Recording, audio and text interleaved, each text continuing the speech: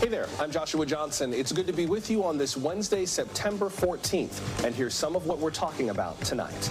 Queen Elizabeth II has left Buckingham Palace for the last time. Today's procession took her to Westminster, where the line to pay respects stretches for miles along the River Thames. We'll have the latest from London, explain the history behind these rituals, and answer more of your questions about the monarchy's future. A former spokesperson for Ukraine's President Volodymyr Zelenskyy joins us live in studio. We'll discuss her new book and consider whether this war might be turning in Ukraine's favor.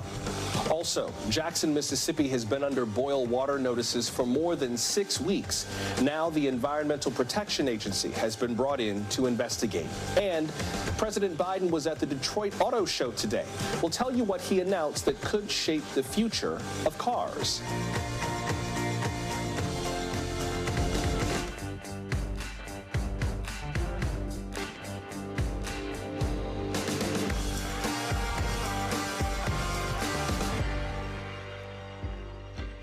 Thousands of people are saying their goodbyes to Queen Elizabeth, some up close. Today, an honor guard escorted her coffin from Buckingham Palace.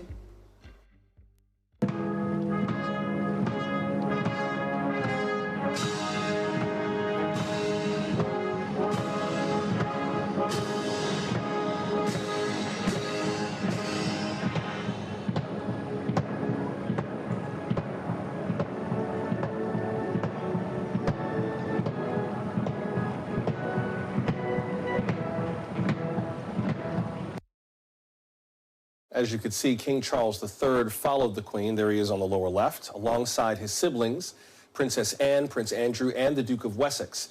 The King's sons, Princes William and Harry, walked close by. The Queen's oak and lead-lined coffin was cloaked by the royal standard and adorned by the imperial state crown. King Charles will wear it after his coronation at Westminster Abbey. Tonight, Queen Elizabeth lies in state at Westminster Hall. It will be open around the clock as hundreds of thousands of people pay their respects. The line to get in stretches more than 2 miles over Westminster Bridge and along the River Thames. More than 1,000 volunteers and stewards will help keep the crowds moving. Let's begin tonight with MSNBC anchor Lindsay Reiser, who joins us now from London. Lindsay, tell us more about some of the folks you've been speaking to and the mood there. From what I could see just watching from home, it seemed like it was respectful, but not necessarily sad or somber. But what did folks tell you? Right, Joshua, and there is still a steady stream of people behind me. It is 1 a.m. local time, a chilly night here, but that is not taking away from people who want to be able to pay their respects in person. Earlier today, we definitely did see some of that jovial, almost festival atmosphere. Since night has fallen, it has grown more somber, and I can tell you people are very much willing to wait in line for hours in order to be a part of this historic moment. Let's go ahead and listen to what some people told me. Everyone's very friendly, talking and chatting, and because we're all talking about the same thing, aren't we? We've lost our Nana. That's how we feel. It's going to be really difficult to hold your emotions in. It's surreal. We know that she's died, but it just doesn't feel real. What it means to be British is what you're seeing tonight. It's something that's like a golden thread that the Queen pulled together. And only when something like this happens do you realise the sense of what Britishness is. People have been making friends, talking to one another, bonding, sharing stories. Joshua, it has been a somber yet uplifting moment to watch. Tell us more about some of the planning behind all of this, Lindsay. It's obviously a Herculean effort. You see all those switchbacks right outside Westminster Hall, managing the lines that kind of snake along the southern banks of the River Thames. Give us a sense of just the work that goes into managing the queue.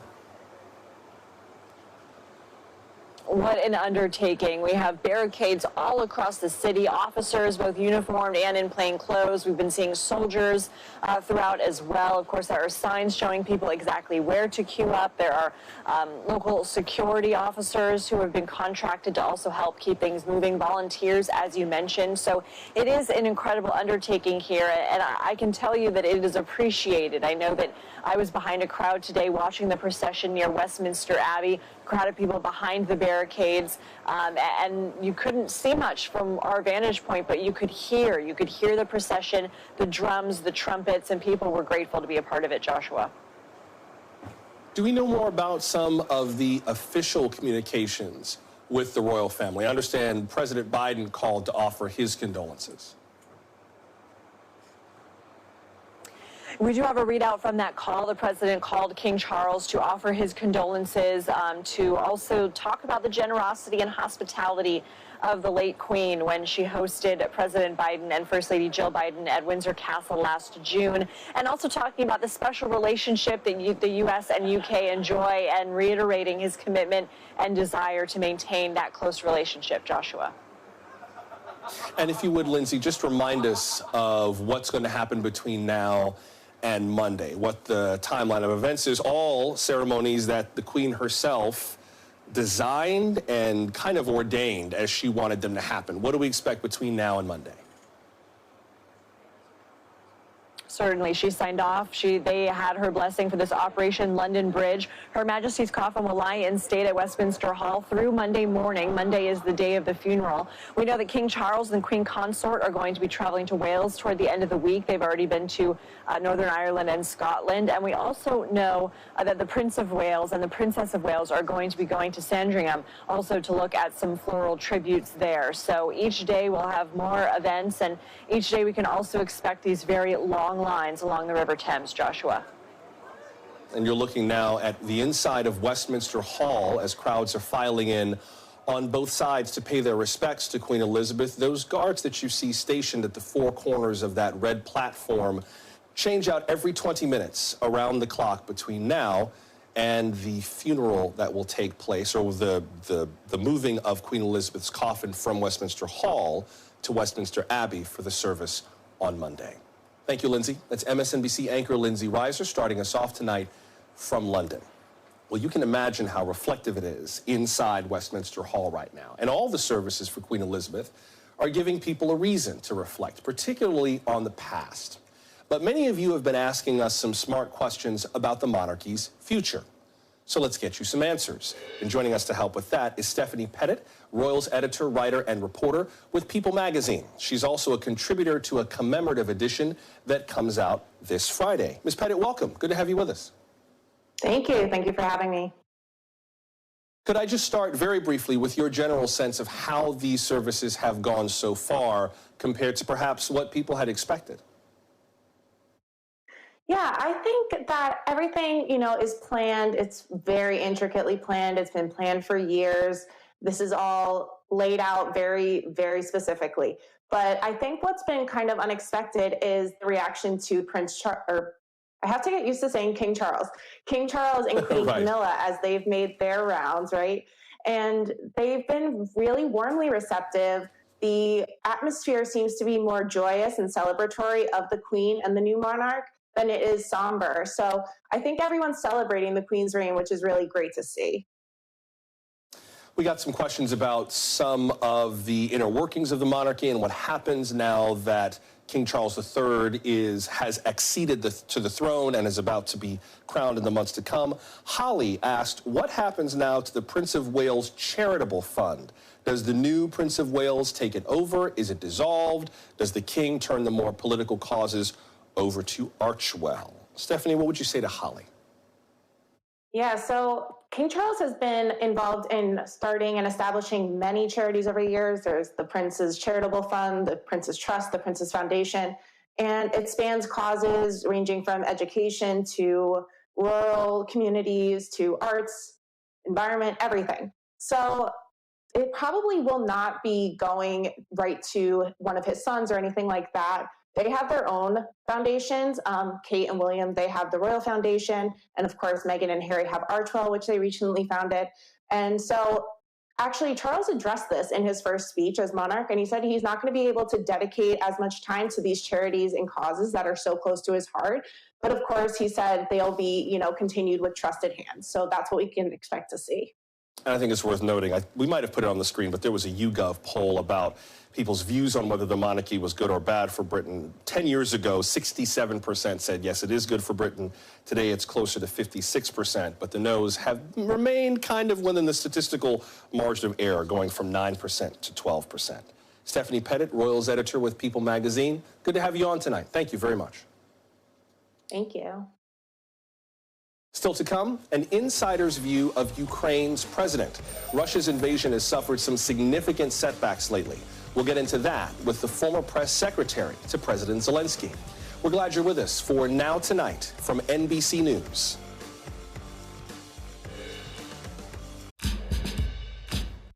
Ukrainian officials say they are increasingly optimistic about the war against Russia.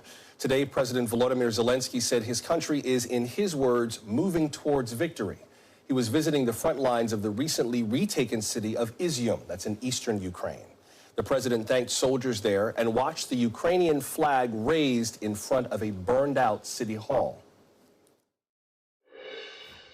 This region very well. There are no surprises. It's, you know, that's not shock for me. The view is very shocking, but it's not shock for me because we began to see the same pictures from Bucha, from the first deoccupied territories. So the same, destroyed buildings, killed people. Since this war began in February, President Zelenskyy has become a symbol of bravery. But a few years ago, he was a comedian and a TV star with no political background. How did he rise to the challenge of being a wartime president? Joining us here in studio is Yulia Mendel. She's a former press secretary for President Zelenskyy. Her new book is called The Fight of Our Lives: My Time with Zelenskyy, Ukraine's Battle for Democracy, and What It Means for the World. Ms. Mendel, welcome. Good to have you with us. Thank you for having me, Joshua. I should begin, I think, with some of the breaking news out of Ukraine. Nothing, it seems, too dire, but we learned tonight that President Zelenskyy was involved in a car accident in Kyiv. Police are investigating that now. You said you've spoken to some folks that you know there, and it sounds like he's going to be all right? Yes, I had a very short chat, and they said that the president is going to be okay. So we don't worry, thanks God, everything is all right. Having the war and then the car accident, who wants more, you know? Yeah, it seems like the least of his worries, perhaps. But they're not, are they concerned that there might be anything sneaky behind it? They were very calming. Several people were very calming. Everything is going to be okay, so no need to worry, but wishing him a good health, of course. Okay. Well, we will keep an eye on that, especially since I'm sure law enforcement wants to know exactly what happened. But what an interesting turn of events for someone who has gone from celebrity within Ukraine and the region to now around the world. I want to know your sense of how that happened, but first let me just ask you about where the war is right now. The Ukrainian military officials have been talking about some recent victories. I know from here, I try to kind of temper my expectations because we never know how Putin and the Russian government will respond to losing some ground, but how do you see things in terms of where they are now? For many Ukrainians, the recent developments are a celebration. It's not a victory yet. Everybody understands that Russia is there occupying a lot of our territory. But we see a huge progress in northern east, in east, and we see the progress already in the south of the country. And this is my hometown region, and I care about the news all the time. So today we've heard that there is another village liberated in the south of Ukraine, which is not far from the major city, the only administrative biggest city that was captured by Russians since February 24. For you to know that Ukrainians since September 6th liberated more territory than Russians captured after April this year. And we have almost all Kharkiv region liberated. It is a huge million region in Ukraine, which matters for us strategically a lot. There's some new reporting from Reuters that one of Vladimir Putin's aides struck a provisional deal with Kyiv, essentially kind of not joining NATO before the war even began, and Putin turned it down. I think looking at the way that NATO has kind of evolved now as a result of this war, with Finland and Sweden on their way in, first of all, what do you make of that? And then this reporting from Reuters about a possible intermediary deal around this war. Well, Joshua, in my book, The Fight of Our Lives, I'm explaining that negotiations with Putin and negotiations with Russia are really not very grateful thing. It's like negotiating with a terrorist. If you recollect, at the beginning of March, at the end of February, there were negotiations between Ukrainians and Russians that took place first in territory of Belarus and then in territory of Turkey. And actually, from what I know, Ukraine offered several positions that could find some compromise and lead actually to the meeting of Volodymyr Zelenskyy and Vladimir Putin, and perhaps to some peaceful solution at that moment when so many lives were not lost. But as we know, and I saw this by the history, Russians reacted very fast and they actually denied everything that was negotiated. And this shows that Putin was not really serious about the negotiations group that he sent to negotiate the peace deal. Actually, I'm not sure that he thought that those people could make any decisions. So why not to believe the Reuters sources that, you know, he just did not listen to the aides who were offering some solution? In your book, you talk about the early days of this war, and there's something you mentioned kind of in the prologue about the possibility of it, and then when the bombardment began, people's reaction to it. You write in part, it all simply would not register. Our minds raced, trying to make sense of what was happening around us. We knew Russia's invasion had been coming, and yet we didn't. We knew of the troop buildup on the border, and the United States had shared abundant intelligence about an imminent invasion, yet for most Ukrainians, this was all but unthinkable. Dig into that a little bit. You talk in the book about, and we know very well how far Ukraine has come and its push for democracy, for accountable government, but this, for some reason, just seemed kind of impossible. To be frank, when I talk to Ukrainians right now, they still think that something that is happening is terrible but unthinkable, for the reason that Putin tries to return us to the past, to the 20th century, with all these horrors of the World War II, Holocaust, or famines that were created in Soviet Union, all those tortures and camps, etc., etc. And it's unbelievable to think that there is a country in 21st century that comes to the civilized country and does exactly the same things with only one aim: to destroy our very existence, to destroy us as Ukrainians for being Ukrainians. We actually consider that these are all genocidal practices, and we're very glad that the US authorities are trying to consider Russia as a country sponsor of terrorism these days. You talk about Volodymyr Zelensky's background before he got into politics and jumped into the race for president, and some of the efforts to try to have accountable government leading up to his election. He had become popular as a comedian with a comedy troupe, got a television deal. He was the Ukrainian voice of Paddington Bear, speaking and singing. He won Dancing with the Stars in 2006. What do you think of what? But he was also a law student and had a law degree with a concentration in constitutional law. What is it about him that you think allowed him to kind of rise as an imperfect person, but rise to the challenge of this war? Yes, you are right. In my book, I'm explaining in the details what he was for the Ukrainians before he became the president and after he already became the president. But in fact, I remember myself being a very little girl, like 5, 6, or 7 years old, watching him on TV screens. And he was so talented. He was so hilarious. Everybody knew Volodymyr Zelenskyy, though he was from some provincial town. So he made himself known by his talents, you know, and this is the way of how it should be in real democracy, where, you know, all the opportunities are open.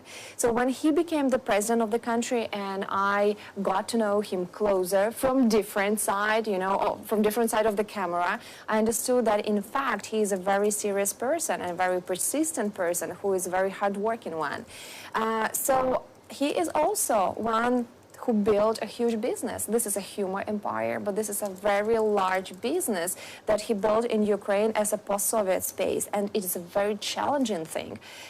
In early 2000s, he actually declined Moscow's offer to have a great career in Russia, and that's when I think he made for himself the first choice not to work here, but to build something big in Ukraine and to move here.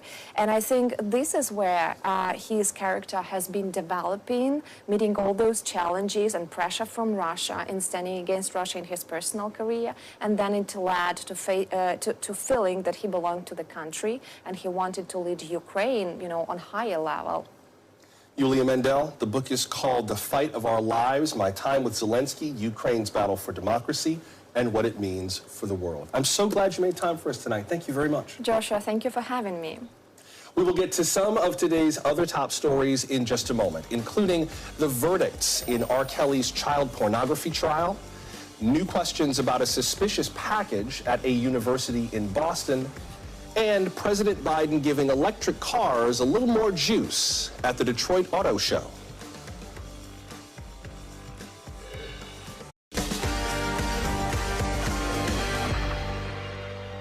Tonight's headlines begin with R. Kelly and more guilty verdicts against him. Today, a federal jury in Chicago found him guilty on 6 counts of child pornography.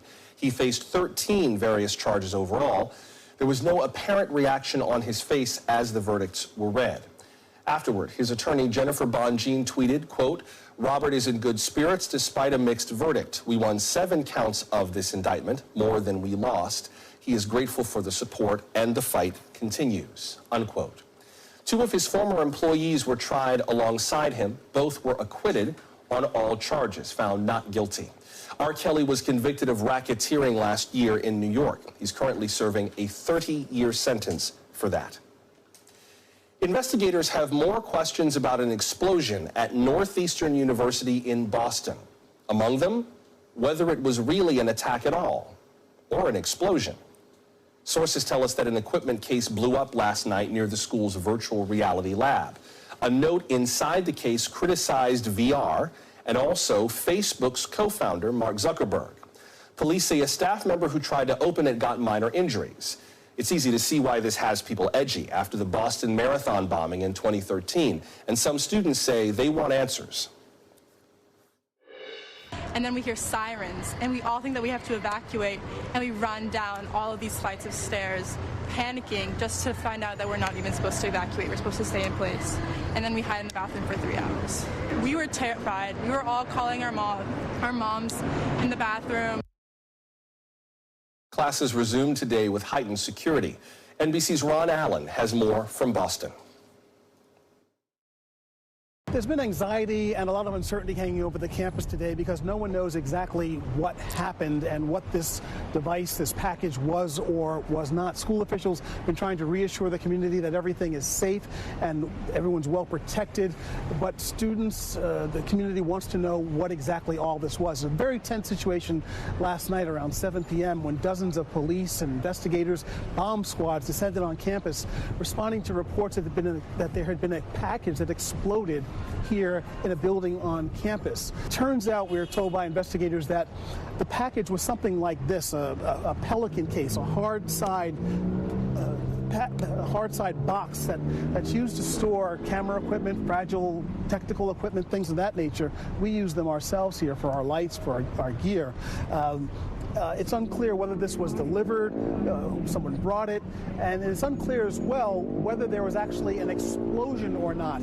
These are airtight and watertight packages that when you open them, there's a release of pressure, and sometimes, and that may have been what happened. Throughout the day, authorities backed away from the idea of an explosion and said that there was no explosive residue in the box, and it may have just been a release of pressure.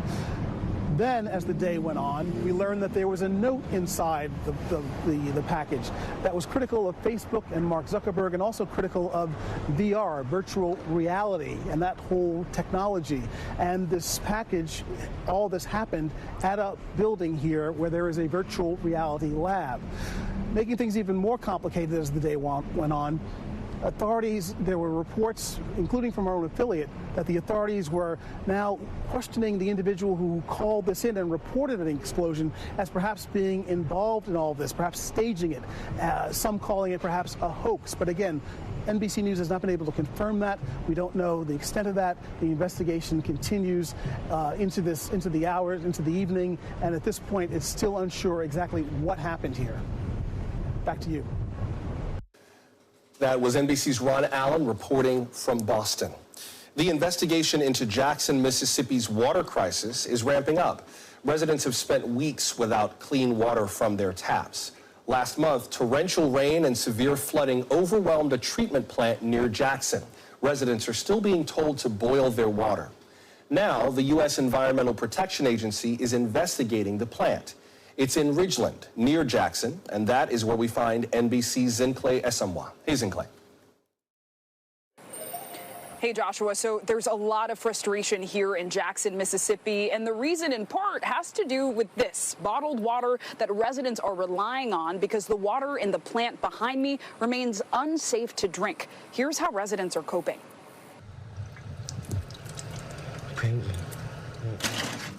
So I will be going scavenging for water today. Deborah Bell is a Jackson, Mississippi native. We met her at a water distribution event. That's what I do. I have to buy water. Bell organizes most of her day around water, like many of Jackson's more than 150,000 residents. A boil water advisory up since July 30th. Still in effect nearly 2 months later. Deadly storms and flash flooding leaving households without running water. And while water pressure has returned, the water itself remains largely non-potable. Now, the Environmental Protection Agency has launched an inquiry into the water crisis, a probe into funding for and oversight over the water system. And while the government looks into just what went wrong, Jackson's residents are left going through extreme measures to keep their drinking water safe. This is just water that I accumulated this week. This water here, I boiled it last night. It's ready to use for my cooking for today. Nothing but hot water, and then let it cool off so you can get you a bath. Lifelong resident Bell says the issue is not new. So this water has been contaminated for decades. The pipes has always been that way. It's a problem historians like Dr. Robert Luckett say is rooted in white flight out of the city. And I would pinpoint it really to 1969 to 1970. The Supreme Court declares that desegregation of public schools must begin immediately. Luckett says as white people left the city, so too did investments in the city's infrastructure. Jackson, today, with a black population over 80%, and nearly a quarter of its residents living below the poverty line. The thing about the water system in the city of Jackson is that our system of pipes below the city are over 100 years old. Most of them are lead. The entire system needs to be replaced. The Mississippi Health Department tells NBC there is not an estimate on when the boil water notice will be lifted. The mayor of Jackson saying in a press conference, "We are in an ongoing state of emergency, even when we're not facing a boil water notice." All while residents continue living through a sobering reality. You got a choice between water, gas, food, what?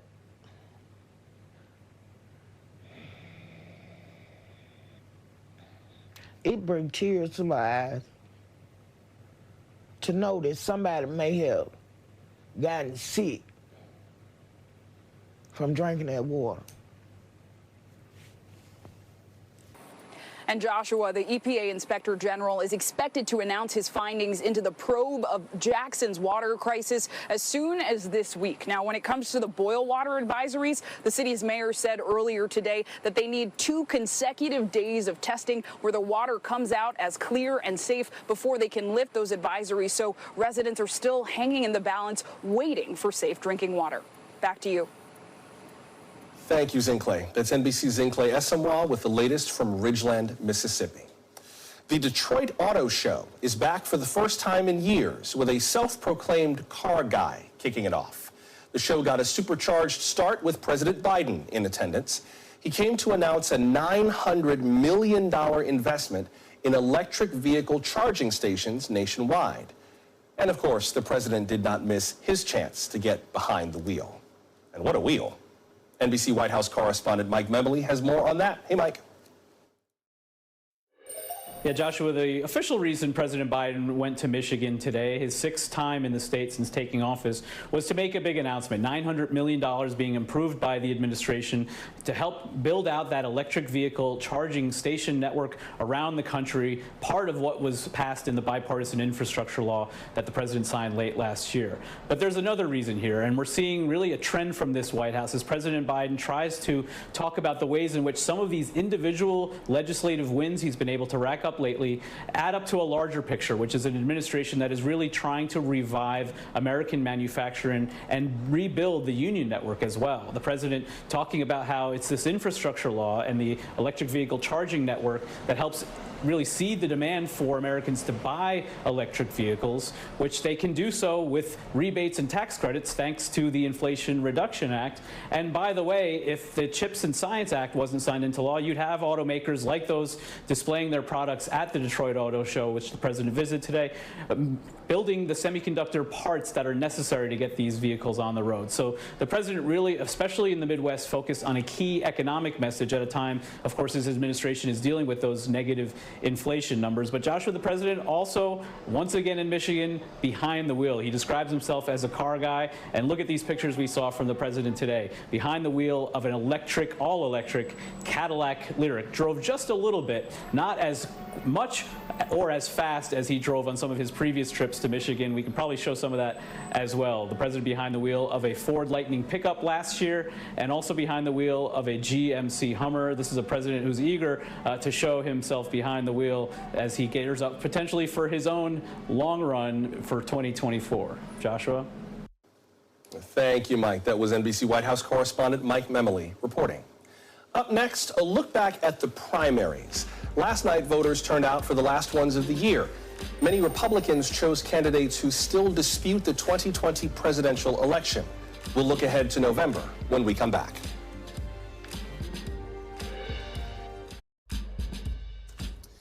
Primary election season is over. One of the last races yesterday was for the U.S. Senate in New Hampshire.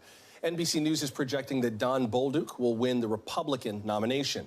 At his victory speech, he appeared holding a shield with arrows in them.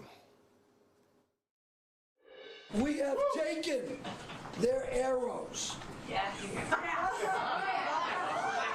have successfully protected ourselves. We are now going to rally around the circle, unity, freedom, liberty, and together. We're going to beat Maggie House!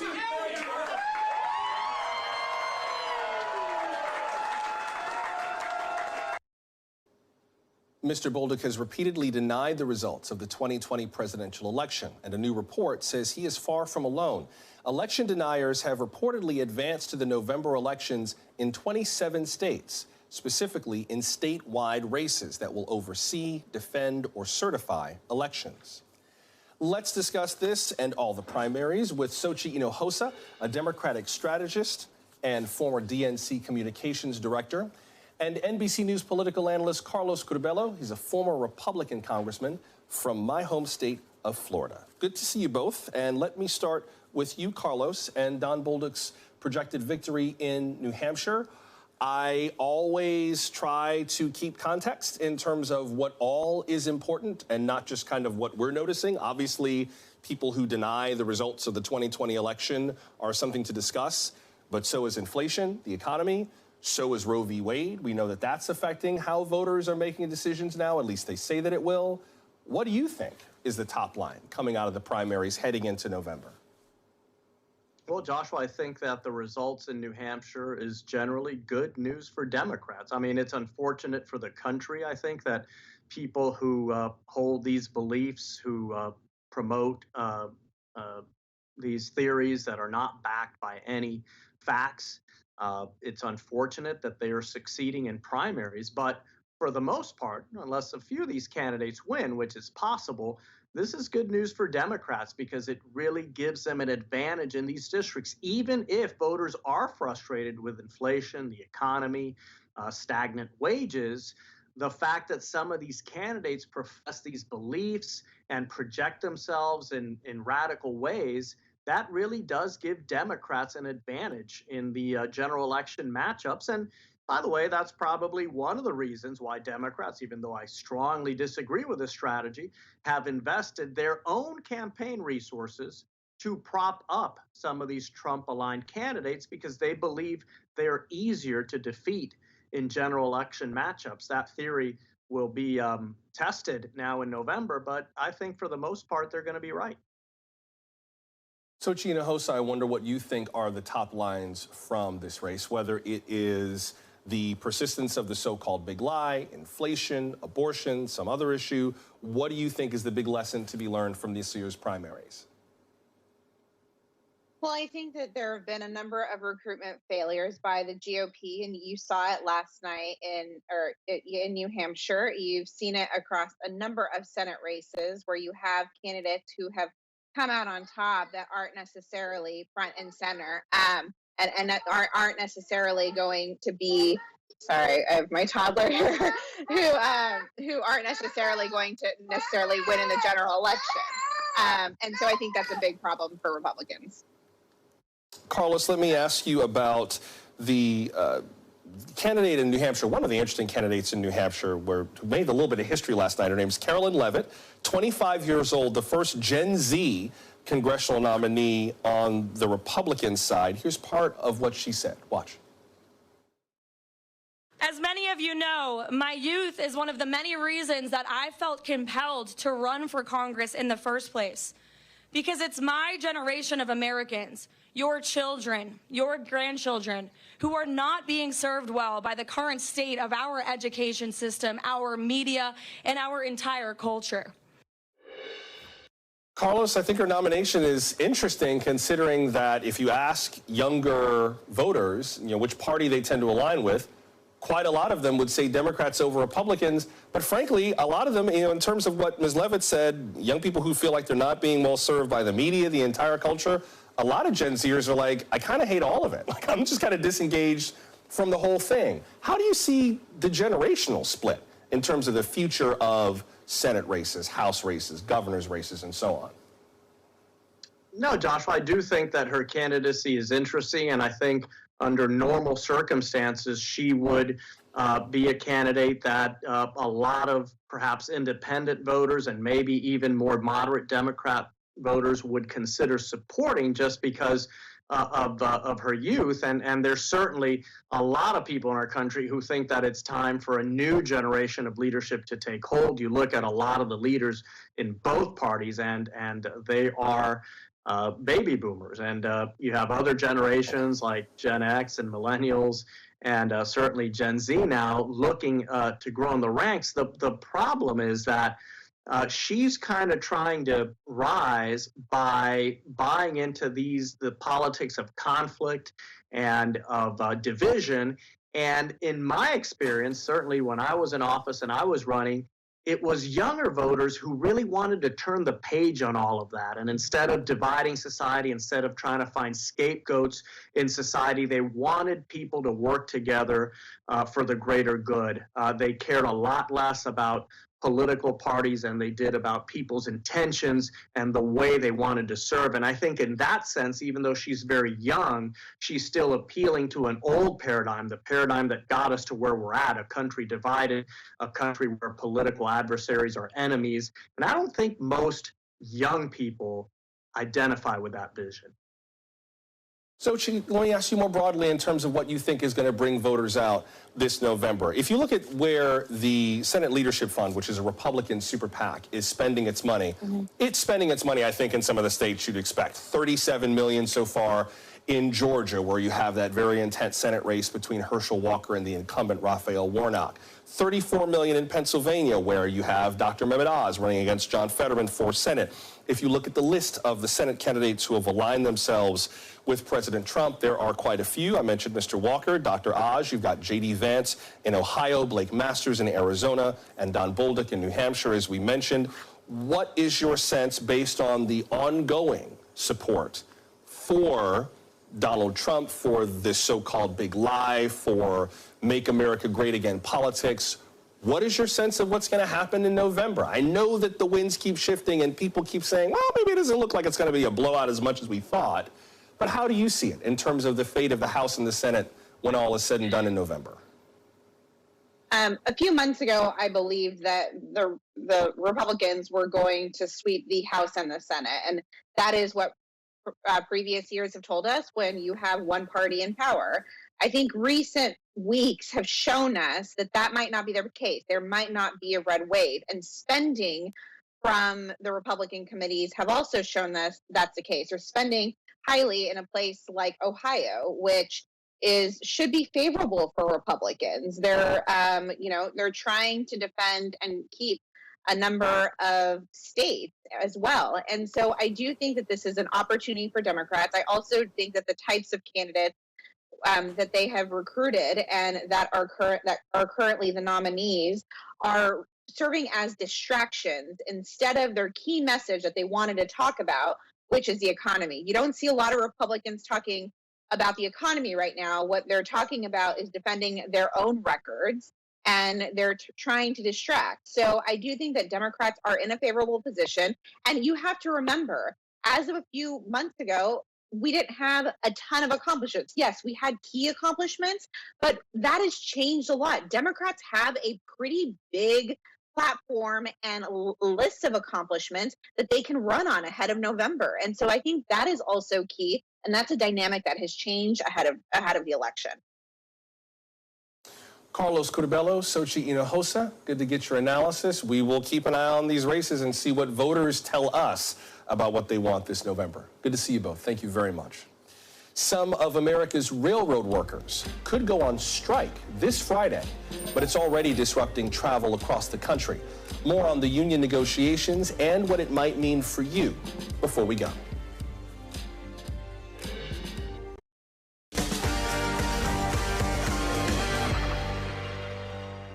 Labor Secretary Marty Walsh is meeting with freight unions and companies in hopes of preventing a nationwide rail strike.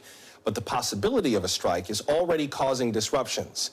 Amtrak says it will cancel all of its long-distance routes tomorrow. Those include Chicago to Los Angeles, New York to New Orleans, and Washington to Miami. This is only for tomorrow. It's unclear about Friday. Amtrak says it will keep most of its trips along the Northeast corridor between Washington and Boston. The high-speed Acela trains are still on their full schedules. Again, that's just for tomorrow. Friday remains to be seen.